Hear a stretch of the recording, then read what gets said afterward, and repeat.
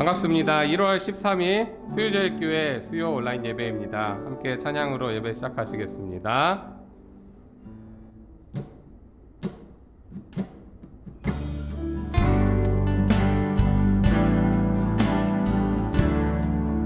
주의 사랑을 주의 선하심을 주의 은혜를 생각해보라. 하늘보다도 더 높으신 아버지의 사랑 크고 놀랍네. 아버지 사랑 크고 놀랍네. 주의 사랑을 주의 선하심을 주의 은혜를 생각해보라. 하늘보다도 더 높으신 아버지의 사랑 크고 놀랍네. 아버지 사랑 크고 놀랍네. 내 어찌 그 사랑 잊으리.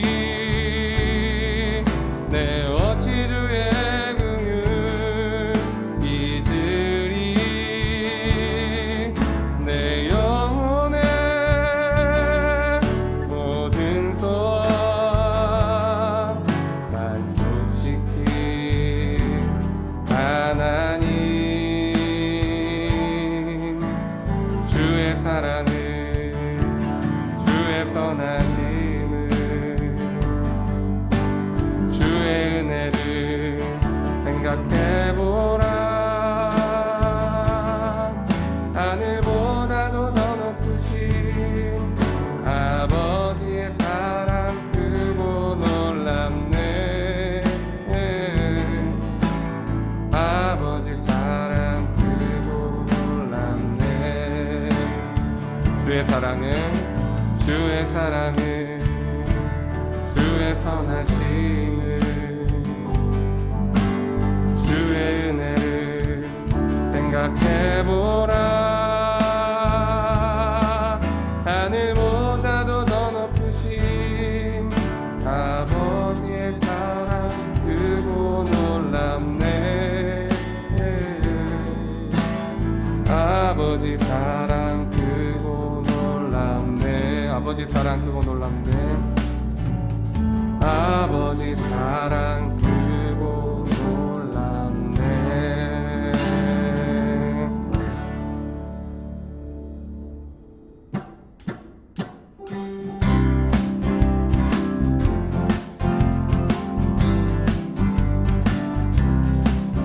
우리가 지금은 나그네 되어도 화려한 천국에 머지않아 가리니 이 세상 있을 때 주 예수 위하여 끝까지 힘써 일하세.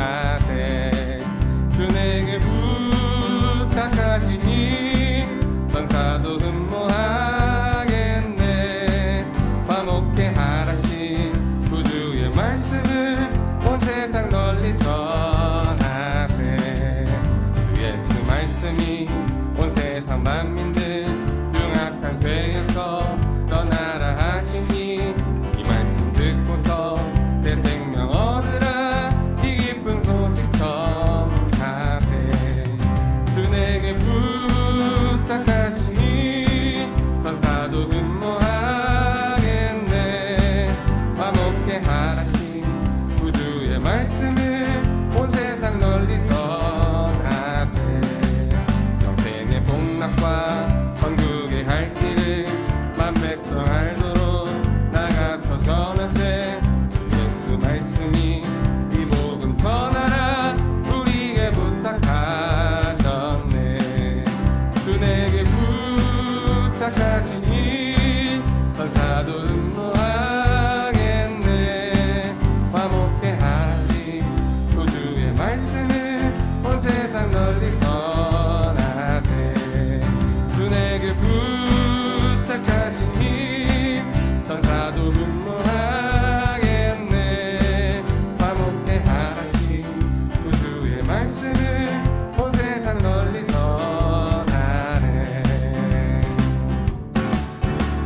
이 세상에 내가 살면서 항상 찬송 부르다가 날이 저물어 돌아가시면 영광 중에 나가니 열린 천국문 내가 들어가 세상 짐을 내려놓고 빛난 멸류관 받아 쓰고서 주와 함께 길이 살리 눈물 골짜기 더듬으면서 나의 갈 길 다간 후에 주의 품 안에 내가 안기어 영원토록 살리로다 열린 천국문 내가 들어가 세상 짐을 내려놓고 빛난 멸류관 받아 쓰고서 주와 함께 길이 살리 가는 길 멀고 험하며 산은 높고 골은 깊어 고난 나의 몸 쉴 것 없어도 복된 날이 밝아오리 열린 천국문 내가 들어가 세상 짐을 내려놓고 빛난 멸류관 받아 쓰고서 주와 함께 길이 열린 천국문 내가 들어가 세상 짐을 내려놓고 빛난 멸류관 받아 쓰고서 주와 함께 길이 열린 천국문 내가 들어가 세상 짐을 내려놓고 빛난 멸류관 받아 쓰고서 주와 함께 길이 마지막으로 고백합시다. 열린 천국문 내가 들어가 세상 짐을 내려놓고 빛난 멸류관 받아 쓰고서 주와 함께 길이 살리.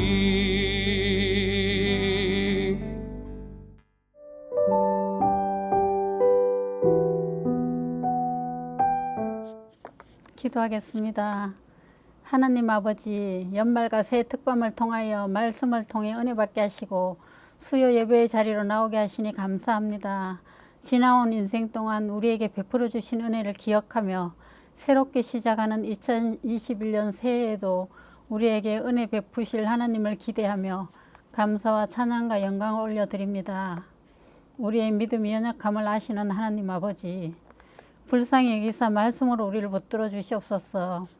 우리 성도님들 비대면 예배로 어려운 시절을 보내고 있지만 그 어느 때보다 예배와 말씀을 사모하게 하셨어. 말씀의 위로와 능력으로 이 어려움을 잘 이기게 하시옵소서. 하나님, 이 나라와 민족을 위해 기도합니다. 코로나로 힘들고 지친 백성들을 위로하시고 속히 일상이 회복되는 은혜를 주시옵소서. 대통령과 지도자들이 겸손과 정직과 진실함으로 일하게 하시옵소서. 새해에는 이 땅에 만연한 갈등과 분열이 종식되고 화합과 상생의 길로 나아가는 정치가 되게 해 주시옵소서. 불평등과 불의가 사라지고 오직 하나님의 공의와 정의가 온전히 세워지고 실현되게 하여 주시옵소서. 저 북한 땅에도 복음의 능력으로 닫힌 문이 활짝 열리며 고통받는 백성들의 인권이 회복되고 자유를 누리게 하시옵소서. 하나님, 수의제일교회가 흠없이 기쁨으로 서라는 말씀 의자에 나갑니다. 항상 기쁨으로 섬기게 하시고 주께 영광 돌릴 수 있게 도와주시옵소서.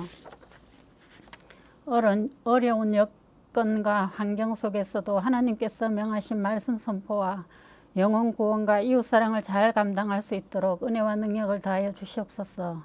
남녀 성교회와 교구 부서들을 축복하셔서 부흥케 되는 은혜를 주시옵소서. 수의제일교회 모든 지체들이 예수의 사랑으로 연합하게 하시고 정결하고 거룩한 교회가 되게만 하여 주시옵소서. 하나님, 교회와 성도들을 위해 수고하시는 담임 목사님의 영육을 강건케 하시고 목회 사역을 축복하셔서 하나님의 형통케 하시는 은혜가 있게 해 주시옵소서. 담임 목사님의 목회 사역을 돕는 부목사님, 전도사님, 장로님들께도 때를 따라 돕는 하나님의 은혜가 넘치게 하시옵소서. 강단에 세우신 담임 목사님께서 말씀 선포하실 때 능력 있게 하시어 말씀이 우리 심령에 심겨지고 자라서 열매 맺게 하옵소서. 정성껏 준비한 라우다테 찬양대의 찬양을 기쁘게 받으시고 우리 모두에게 은혜의 찬양이 되게만 해 주시옵소서. 감사드리며 우리를 사랑하시되 끝까지 사랑하시는 예수님 이름으로 기도합니다. 아멘.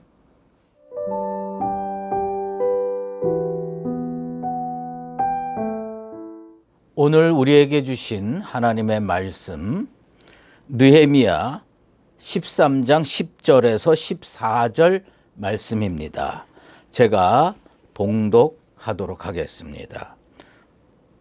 내가 또 알아본즉 레위 사람들이 받을 몫을 주지 아니하였으므로 그 직무를 행하는 레위 사람들과 노래하는 자들이 각각 자기 밭으로 도망하였기로 내가 모든 민장들을 꾸짖어 이르기를 하나님의 전이 어찌하여 버림받았느냐 하고 곧 레위 사람을 불러 모아 다시 제자리에 세웠더니 이에 온 유다가 곡식과 새 포도주와 기름의 11조를 가져다가 곡간에 드림으로 내가 제사장 셀레마와 서기관 사독과 레위 사람 부다야를 창고지기로 삼고 마따냐의 손자 삭굴의 아들 하난을 버금으로 삼았나니 이는 그들이 충직한 자로 인정됨이라.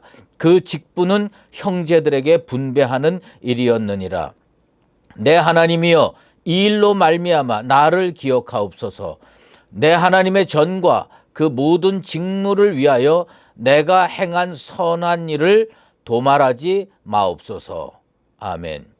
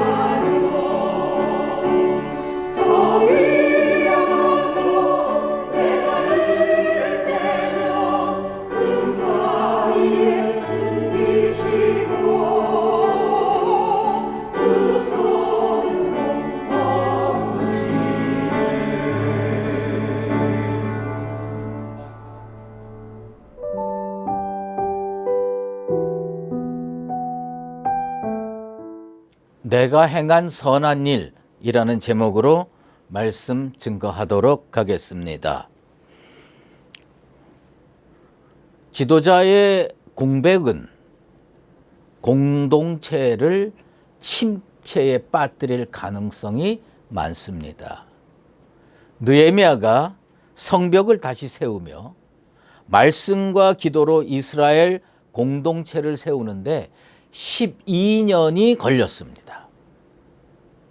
그러나 느헤미야가 바사 왕의 부르심을 받고 바사 제국으로 되돌아갔다가 돌아오는데 걸리는 시간은 고작 1년이었습니다. 12년과 1년.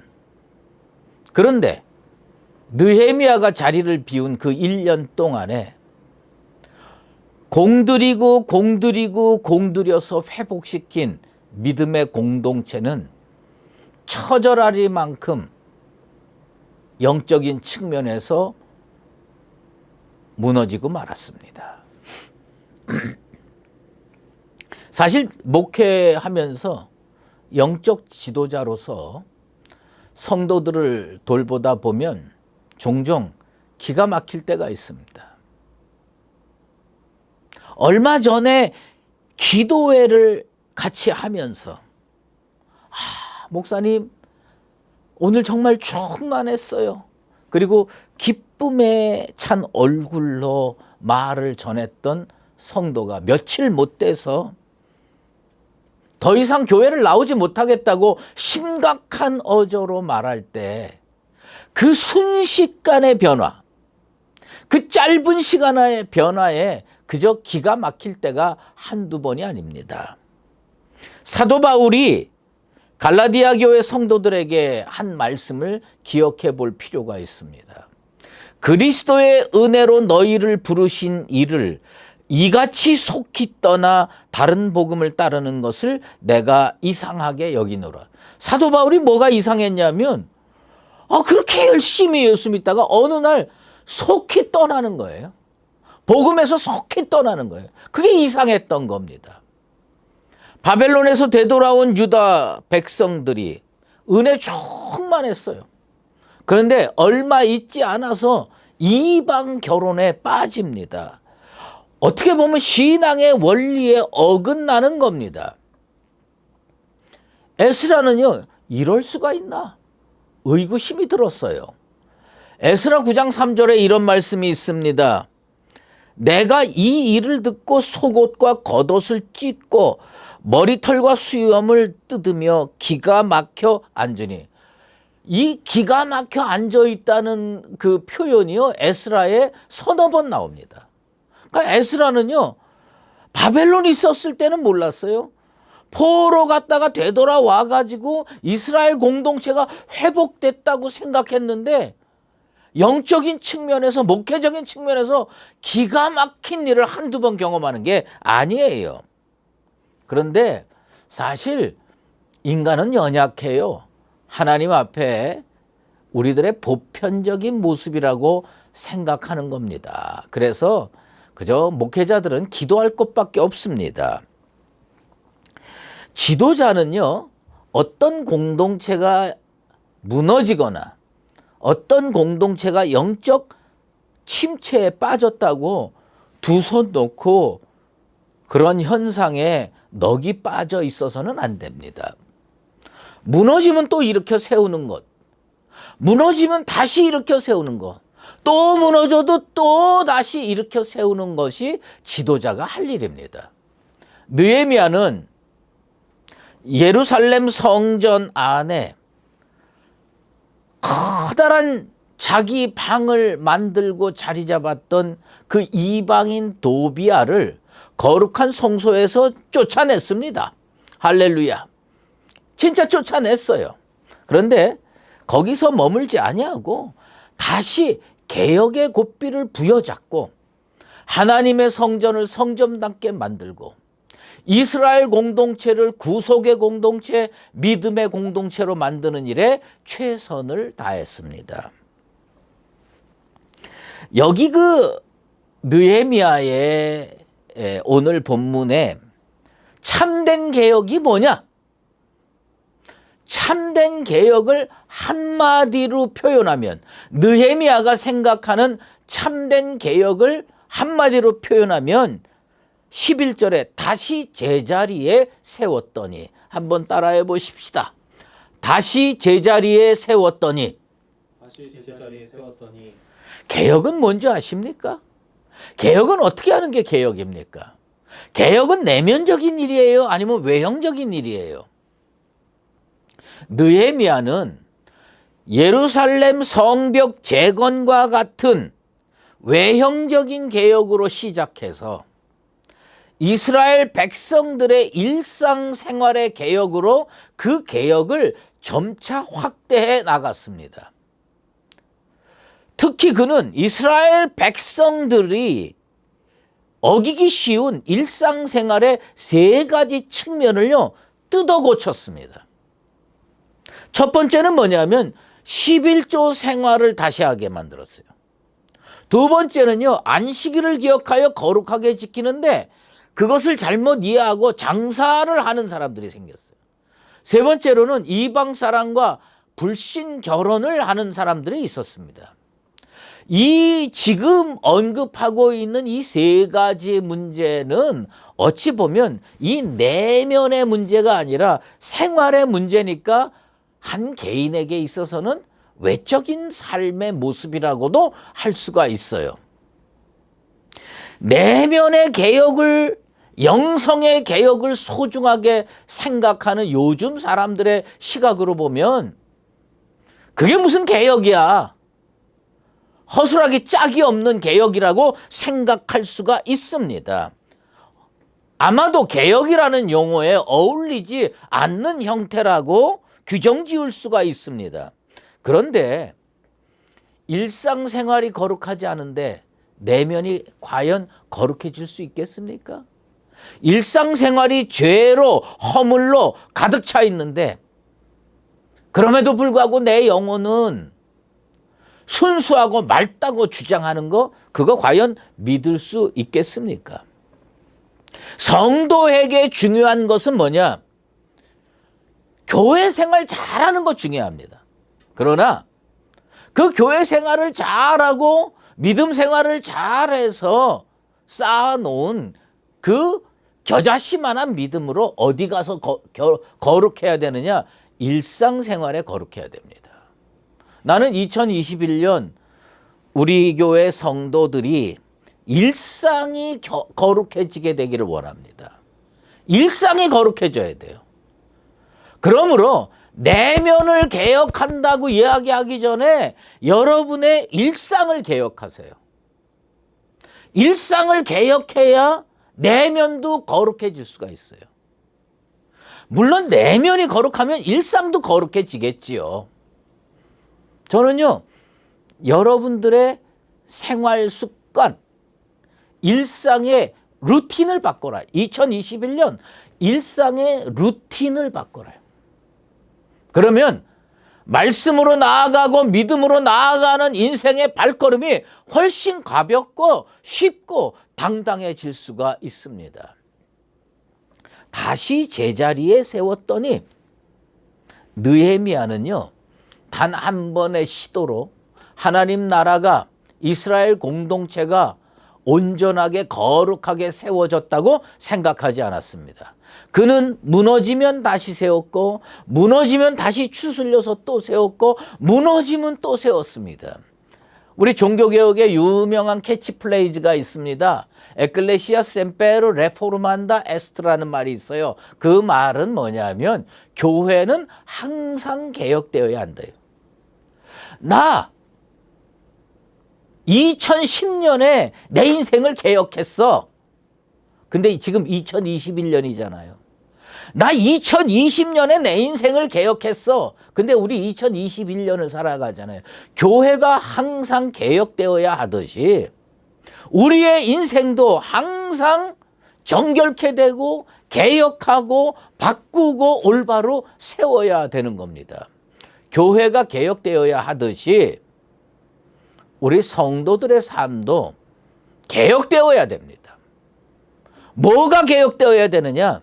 일상이 개혁되어야 됩니다. 그래서 일상이 개혁되어 가지고 내 생각이 제자리에 가 있는지, 내 삶의 태도가 제자리에 가 있는지 물어보십시다. 어떤 목회자가 술집에 앉아 있다고 가정합시다. 그러면 여러분은 그 목사를 믿을만 합니까? 그 목사를 따라갈 마음이 생깁니까? 똑같은 겁니다. 일상이 거룩해져야 돼요. 일상을 다시 제자리에 세우는 게 우리의 개혁이고, 우리의 개혁이 이루어지면 교회도 개혁이 되고 하나님 나라가 점점 더 확장되고 아름다운 모습으로 거듭나게 될 줄로 믿습니다. 1년 만에 되돌아온 느헤미야가요, 민장들을 꾸짖으면서 한 말이 있어요. 백성의 지도자들이죠. 하나님의 전이 어찌 버려졌는가? 하나님의 전이 어찌 버려졌는가? 레위 사람들이요, 집으로 되돌아갔어요. 원래 하나님의 성전에 있으면서 찬양을 배우고, 하나님의 성전에 있으면서 냄비에다가 전을 붙이고, 하나님의 성전에 있으면서 말씀 증거하고 제사 돕고 이러할 레위인들과 제사장들이요, 도저히 생활할 수가 없어서 어디로 도망갔느냐? 자기 밭으로 도망갔습니다. 근데 그 레위인들 한두 명, 수십 명 되돌아간 걸 놓고 느헤미야는 뭐라고 얘기했느냐? 하나님의 전이 어찌하여 버림받았느냐? 아이고, 우리가 하나님 전 버린 적이 없어요. 지금도 열심히 교회 나가고 있고, 지금도 열심히 하나님 믿으려고 애쓰고 있는데, 우리가 무슨 하나님의 전을 언제 버렸다고 그러십니까? 사실 이 본문은요, 느헤미야의 개혁인데 뭐에 관계된 거냐면 11조에 관계된 개혁입니다. 요즘 성도들은 11조라는 말에 꽤 예민합니다. 왜냐하면 물질적으로 어렵고 힘들어서 그런지 11조라고 하면 막 신경을 곤두세웁니다. 그리고 신앙생활에 대해서 목회자에게 질문할 때 가장 먼저 나오는 질문도 11조에 관한 것입니다. 오늘날도 11조를 해야 됩니까? 그런데 이 11조가 언제 문제가 됐느냐? 지금부터 2500년 전에 느헤미야 시대에도 문제가 됐습니다. 문제의 발단은 이렇습니다.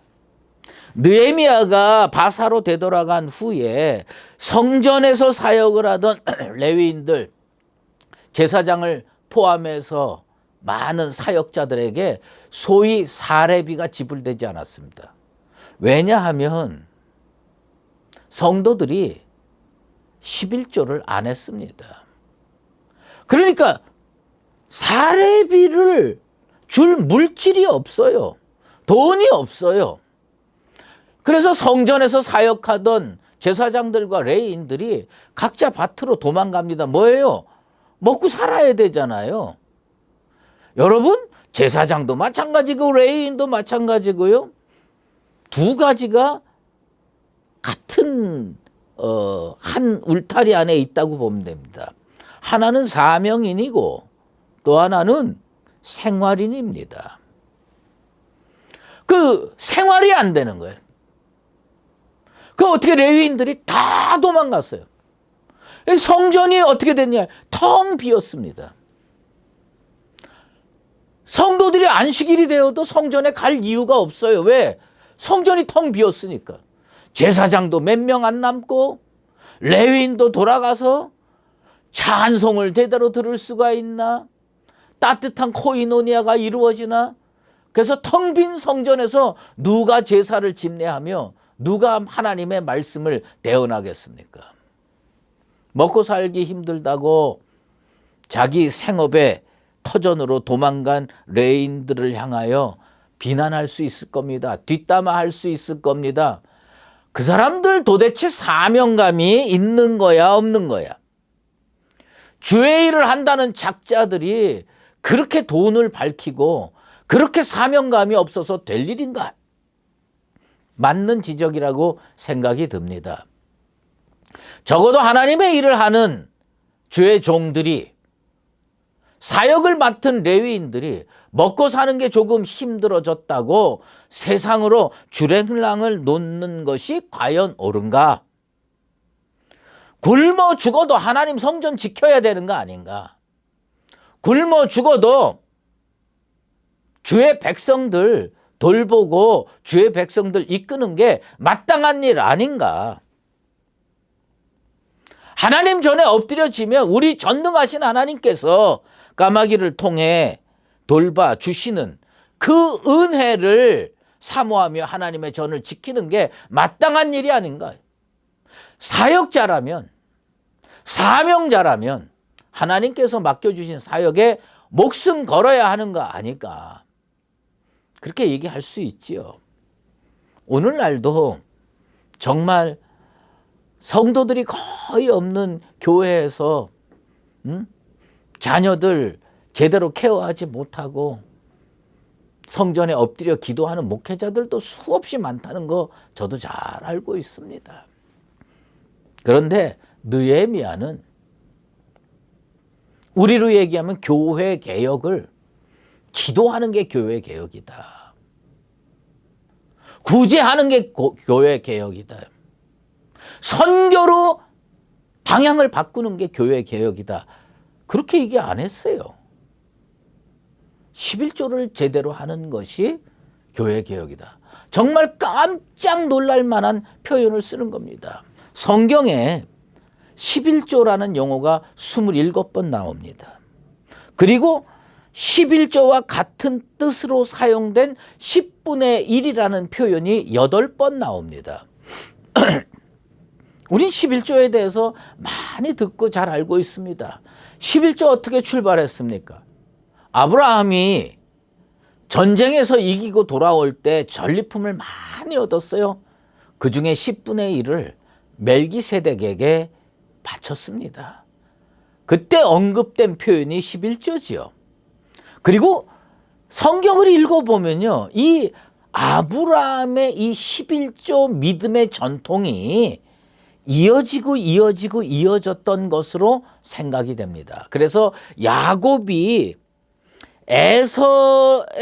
에서로부터 도망을 가면서 루스 벌판에 가가지고 돌 제단 쌓고 돌 기둥 세워놓고 하나님께 진짜 약속을 하나 합니다. 그게 뭐냐면 11조를 드리겠다는 서원입니다. 그리고 이 전통은 출애굽 이후에 광야 생활과 그 이후에 성막 생활, 성전 생활로 계속 이어졌습니다. 원래 11조는 어떻게 생겼느냐? 기업을 받지 않은 레위 지파에게 땅을 대신한 기업으로 주어졌습니다. 무슨 얘기냐? 성막 생활을 유지하고 성전 생활을 유지하려면 제사장들이 전문적으로 그 일을 해야 됩니다. 레위인들이 전문적으로 그 일을 해야 됩니다. 그 일을 하기 위해서, 그리고 하나님께 그 영광 올려드리는 제사와 예배가 그치지 않냐고 계속 되게 하기 위해서 이 11조를 통해서 나머지 지파가 하나님을 섬기고 교회를 섬기고 성전을 섬기고 제사장과 레위 지파를 뒷받침하는 그런 역사로 진행이 됐습니다. 그런데 요즘에 어떤 질문을 하느냐면 11조는 이게 구약에 한정된 개념 아니냐? 복음 시대에 이르기까지 무슨 우리가 11조를 할 필요가 있느냐? 그거 없다고 주장하는 사람들이 꽤 많이 있습니다. 그러나 예수님도 11조를 강조하셨죠. 누가복음 11장 42절에 그러나 이것도 행하고 저것도 버리지 말아야 할지니라. 그 이것도는 뭐냐? 11조고요. 저것도는 뭐냐? 하나님께 대한 사랑의 표현입니다. 그러니까 11조도 행하고 하나님께 대한 사랑도 버리지 말아야 할지니라. 모든 것이 하나님으로부터 왔어요. 그 은혜를 생각해서 하나님의 것을 하나님께 드리는 일은 마땅한 일이라고 강조하는 전통이 늘 교회 안에 있어 왔습니다. 또한 아마 평신도들이 이 말씀을 많이 들었을 겁니다. 교회 안에서 11조를 강조할 때에 목회자들이 전가의 보도처럼 사용하는 말씀이 있습니다. 그것은 뭐냐면 말라기 3장 10절입니다. 만군의 여호와가 이르노라. 너희의 온전한 11조를 창고에 들여 나의 집에 양식이 있게 하고 그것으로 나를 시험하여 내가 하늘문을 열고 너희에게 복을 쌓을 것이 없도록 붙지 아니하나 보라. 11조 내면 하나님이 복 주신다고 약속했다. 그리고 11조를 들여서 하나님이 진짜 나한테 복을 주나 주지 않나 시험해 보라. 하나님께서 우리가 11조 하면 하늘문 여시고 복을 쌓을 것이 없을 정도로 부어주신다고 약속했으니 나는 그 약속이 그대로 이루어질 거라고 믿습니다.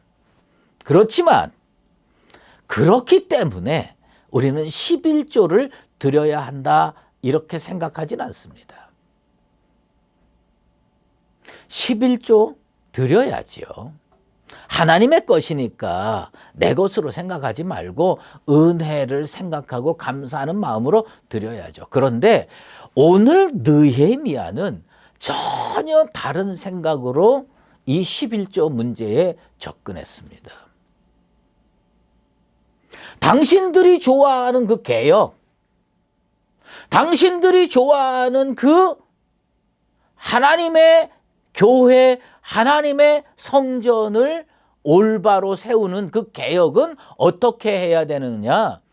그 성전이 유지되도록 하고 교회가 유지되도록 하고 그 제사장들이 제사를 늘 드려서 성도들이 와서 은혜 받고 용서 받고 죄 사함 받고 다시 자기를 세울 수 있도록 이게 계속 유지되도록 만드는 것이 진정한 개혁이라고 느헤미야는 생각했습니다. 제사장이 도망가고 레위인들이 도망간 성전이 과연 유지될 수 있을까? 여러분, 텅 빈 성전에서 믿음 생활이 제대로 이어질 수 있을 거라고 여러분 생각합니까? 느헤미야는 개혁이 뭐냐? 하나님의 백성들이 언제든지 주의 전에 나와서 하나님께 죄의 용서를 받고 구원받고 은혜 받고 축복 받을 수 있도록 그 하나님의 성전을 바로 세우는 것이 개혁이다.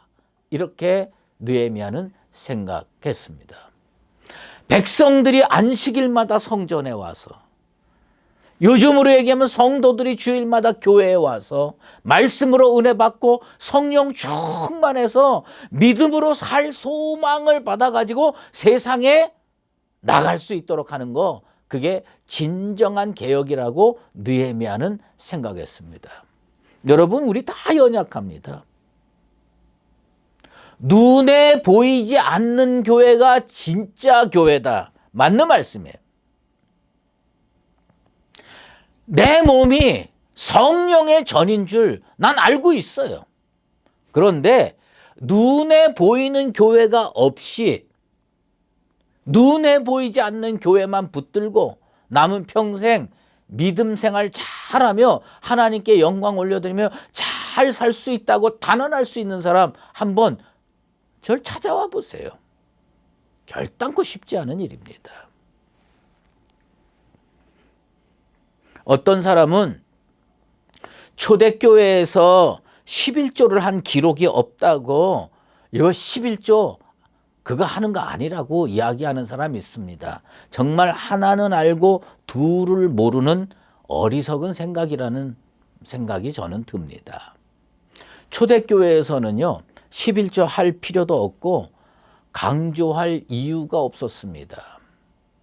사도행전 초반부를 보면 초대교회의 성도들이 얼마나 하나님의 교회에 헌신적이었는지 잘 나타내 주고 있습니다. 사도행전 2장 44절로 45절 말씀입니다. 믿는 사람이 다 함께 있어 모든 물건을 서로 통용하고 또 재산과 소유를 팔아 각 사람의 필요를 따라 나눠주며. 무슨 말씀입니까?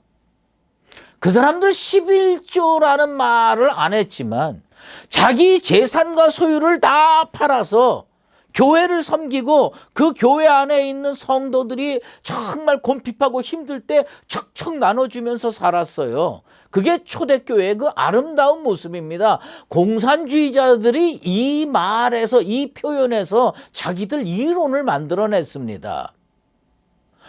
성령 충만해서요, 사유재산 움켜쥐고 살지 않았어요. 재산과 소유를 팔아서요, 나누어 주며 살았습니다. 11조 강조할 필요가 없었어요. 그런데 그게 한 번만 나온 게 아니에요. 사도행전 4장 32절로 35절 말씀입니다. 믿는 무리가 한 마음과 한 뜻이 되어 모든 물고를 서로 통용하고 자기 재물을 조금이라도 자기 것이라 하는 이가 하나도 없더라. 사도들이 큰 권능으로 주 예수의 부활을 증언하니 무리가 큰 은혜를 받아 그 중에 가난한 사람이 없으니 이는 밭과 집이 있는 자는 팔아 그 판 것의 값을 가져다가 사도들의 발 앞에 두매 그들이 각 사람의 필요를 따라 나누어 줌이라. 자기 재물을요, 자기 것이라고 하는 사람이 없었어요. 이건 하나님의 것이다. 이건 교회의 것이다. 이건 공동체의 것이다. 그래서 그거를 다 한 거예요.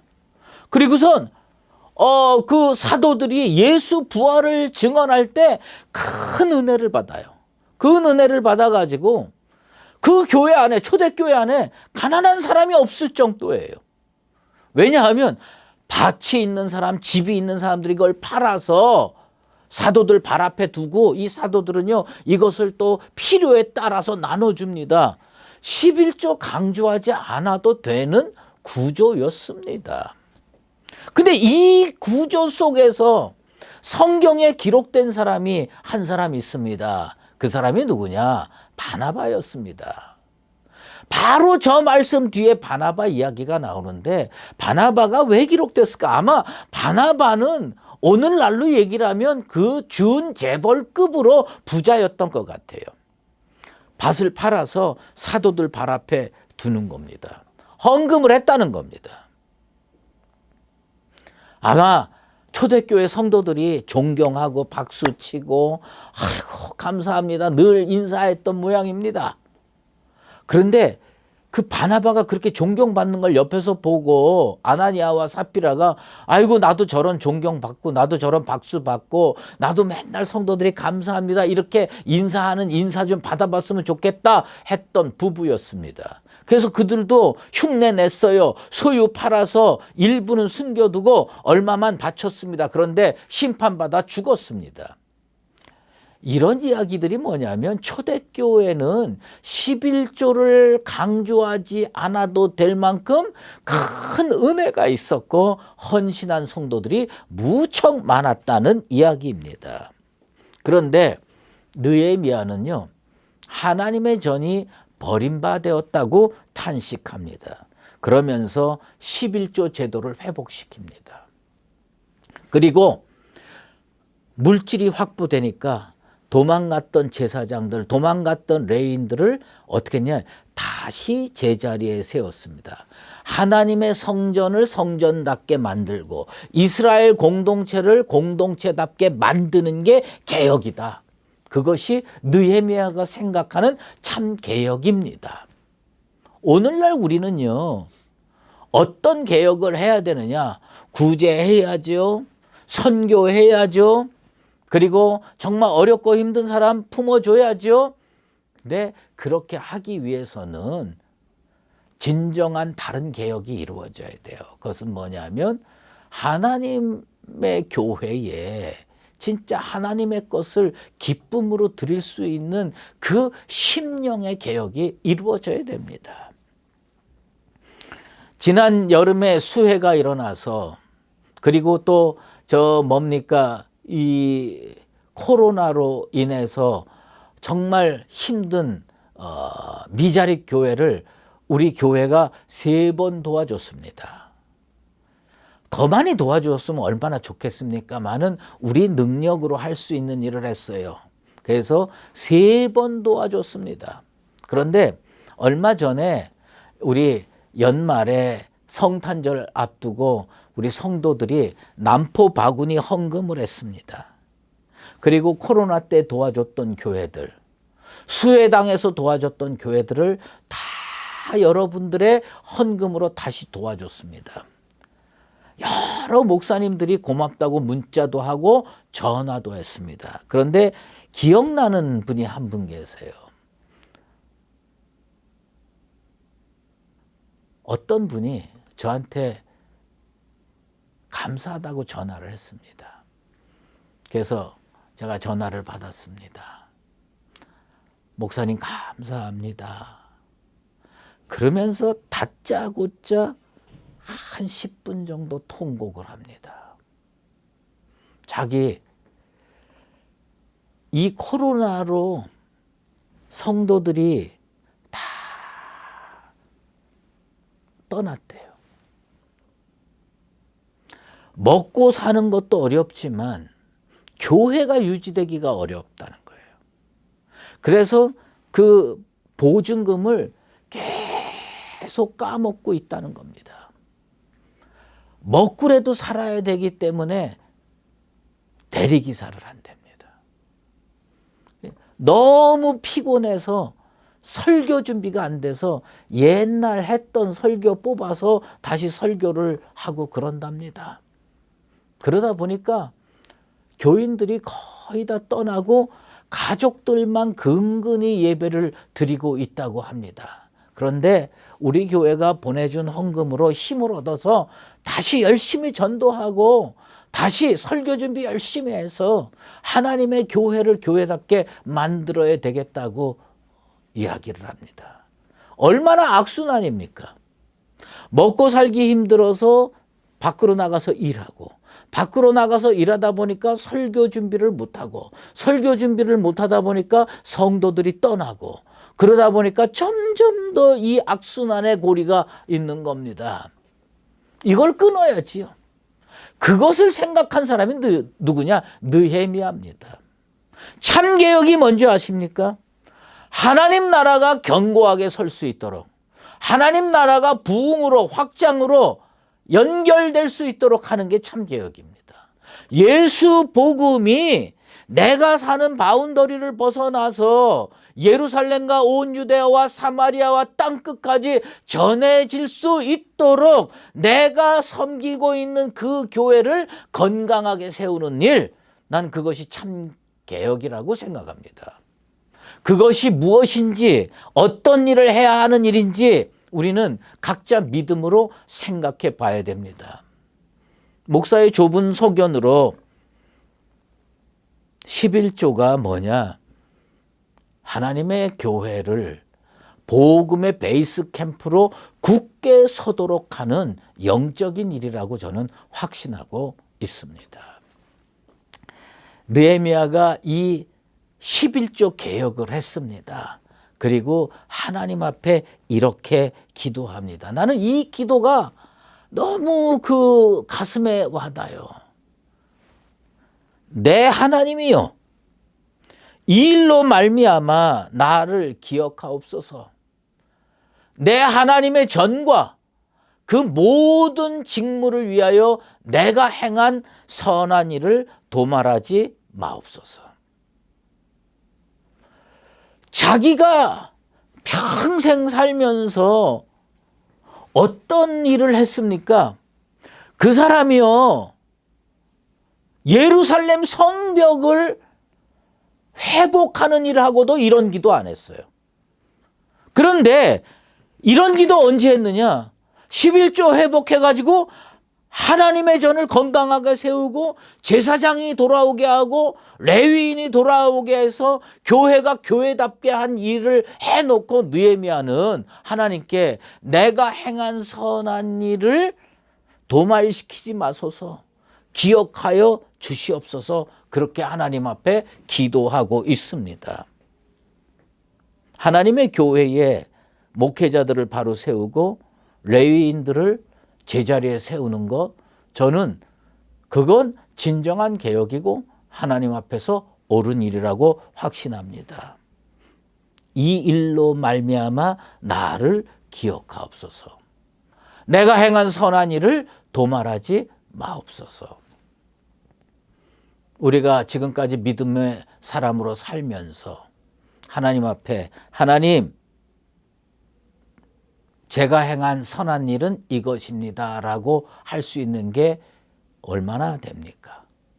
하나님, 제가 한 이 일을 꼭 기억해 주소서, 담대하게 기도할 수 있는 그런 제목들이 몇 개나 가지고 있습니까? 2021년은 하나님의 교회를 든든히 세우는 일에 앞장서십시다. 그리고 우리가 그 일을 행하고 하나님 앞에 우리가 행한 선한 일을 기억해 주시옵소서, 담대히 기도할 수 있는 저와 여러분 되시기를 예수 그리스도의 이름으로 축원합니다. 아멘. 하나님 아버지, 감사합니다. 예수 그리스도의 보혈의 피값으로 하나님의 교회를 세웠습니다. 아버지 하나님, 하나님의 교회가 빌라델비아 교회처럼 100년 가고 1000년 가는 교회로 든든히 서게 도와 주시옵소서. 아버지 하나님, 내가 행한 선한 일이 뭡니까? 하나님의 교회를 뒷받침하는 일이라고 생각합니다. 하나님께서 주신 은총으로 하나님의 교회를 든든히 세워가는 우리 모두가 되게 하여 주시옵소서. 이제는 우리 주 예수 그리스도의 은혜와 하나님 아버지의 극진하신 사랑하심과 성령의 인도하시고 교통하심이 주께서 주신 은총과 축복과 물질로 하나님의 교회를 든든히 세우며 영원토록 하나님께 영광 올려 드리며 살기로 작정하는 수유제일교회 모든 믿음의 권속들 머리머리 위에 주의 몸된 교회 위에 이제로 영원히 함께 계시옵기를 간절히 축원하옵나이다. 아멘.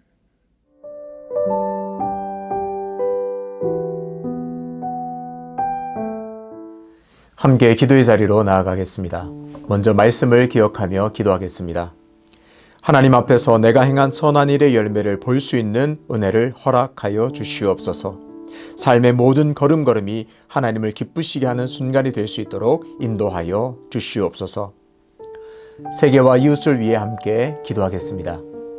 코로나 바이러스가 확산되지 않고 속히 일상을 회복할 수 있도록 긍휼을 베풀어 주시옵소서. 코로나로 인해 우울해하는 이웃들에게 힘과 용기를 줄 수 있는 평강의 통로로 우리를 사용하여 주옵소서. 지체들과 가정을 위해서 함께 기도하겠습니다. 질병으로 고통받는 많은 성도들과 수술 후에 회복 가운데 있는 지체들에게 치료하시는 은혜를 베푸셔서 강건케 하여 주옵소서. 영상 예배를 통해서 말씀이 회복되고 함께 기도함으로 능력 있게 세상을 넉넉히 이기는 가정 되게 하여 주시옵소서. 그리고 개인의 간절한 기도 제목을 들고 함께 기도의 자리로 나아가겠습니다. 아버지 하나님, 은혜를 감사합니다. 오늘도 귀한 말씀 우리에게 허락하여 주시므로 그 말씀으로 우리를 살려주시니 감사합니다. 하나님, 선한 일을 도말하지 마시옵소서. 하나님, 우리가 부족하고 연약하지만 하나님을 기쁘시게 하고자 몸부림친 그 삶을 주님 돌아보시고 불쌍히 여겨주셔서 하나님 앞에서 그 선한 일의 열매를 볼 수 있는 은혜 허락하여 주시옵소서. 아버지 하나님, 우리가 살아가는 모든 순간순간이 하나님을 기쁘시게 하는 복된 삶이 될 수 있도록 인도하여 주시옵소서. 아버지 하나님, 우리 모든 세계와 나라와 민족에 은혜를 베푸셔서 더 이상 코로나가 확산되지 않고 백신 주시옵소서.